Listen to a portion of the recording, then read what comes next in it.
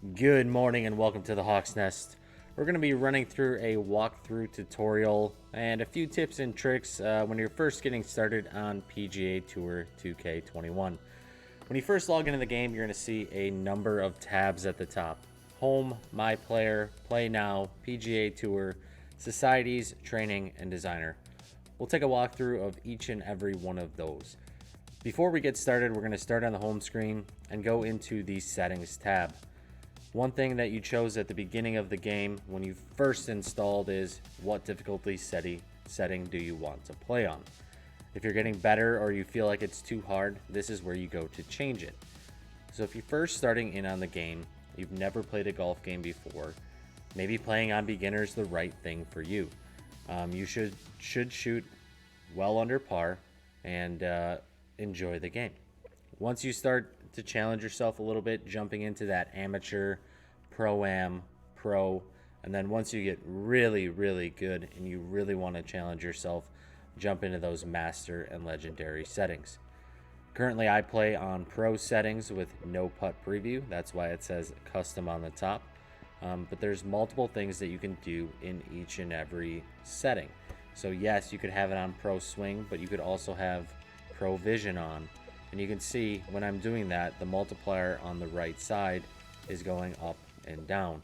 So every round that you play, that multiplier calculates into how well you did on that course and gives you experience to level up. So jump through those settings. They all each have an explanation of when they're on, when they're off, and what they do. All right, we're going to jump back into settings and we're going to go to golfer. This is the other place that I would encourage you to go from time to time. This will have my player and equipment, statistics and records, so it records everything that you do, the number of aces, albatrosses, eagles, birdies, pars, and scoring averages, and best rounds, longest drive, etc., etc.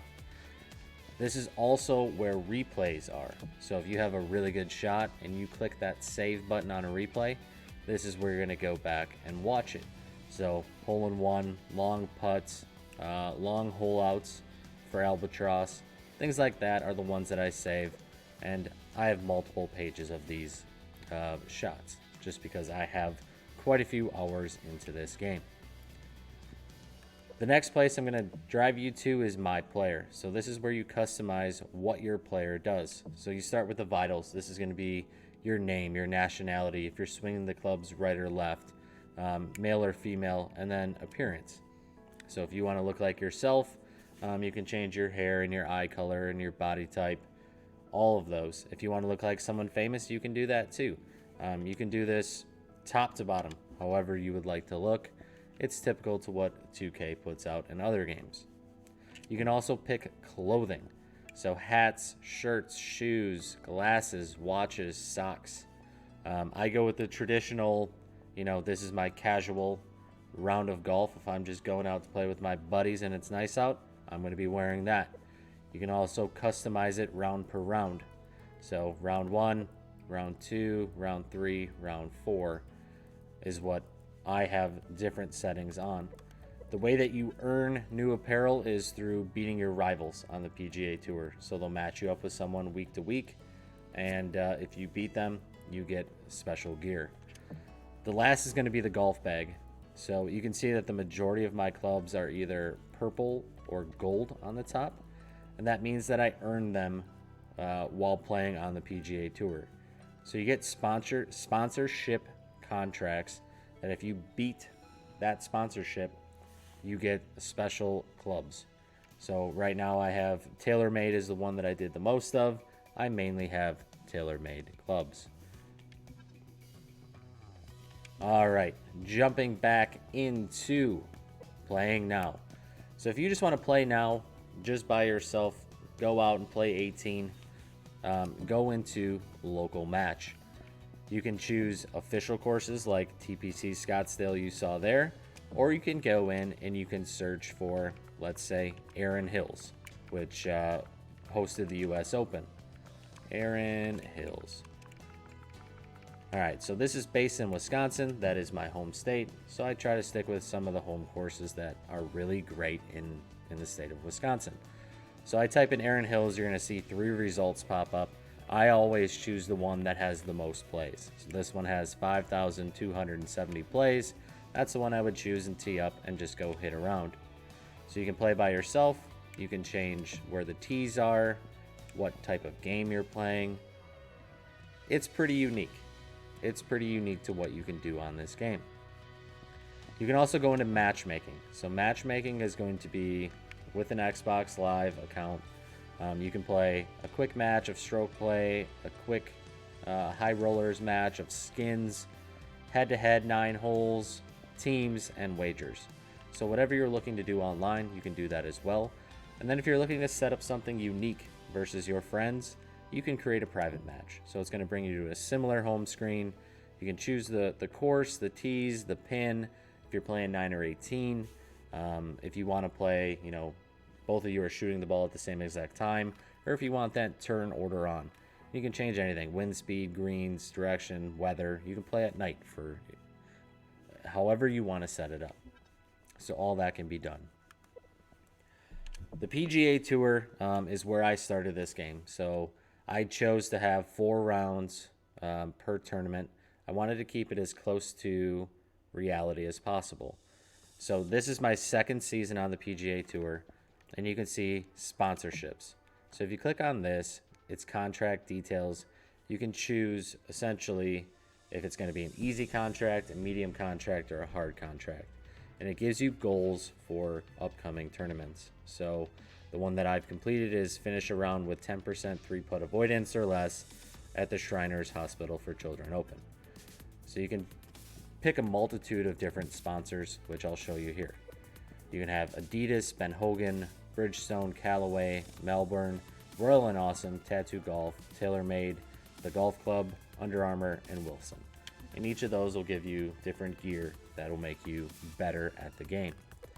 Now, under the PGA Tour as well, you can change anything, and that means the difficulty of the computer.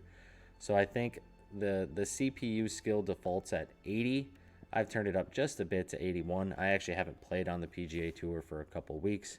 You can change the skill deviation, the round deviation, and the amount of attendance that the computer comes to. So pretty straightforward. Again, you can make the game as easy or as challenging as you want. Next thing we're going to jump into is the online societies. So depending on your skill level, you're going to want to find a society that works for you. So I have my own society. We play on pro settings, no putt previews. And every society is going to be a little bit different. All the ones that I jump into are going to be on that pro setting and typically with the no putt preview. The one that I encourage you to get into is going to just be the PGA Tour 2K21. That is the official society of this game and has thousands of people in it, along with the Barstool Golf one.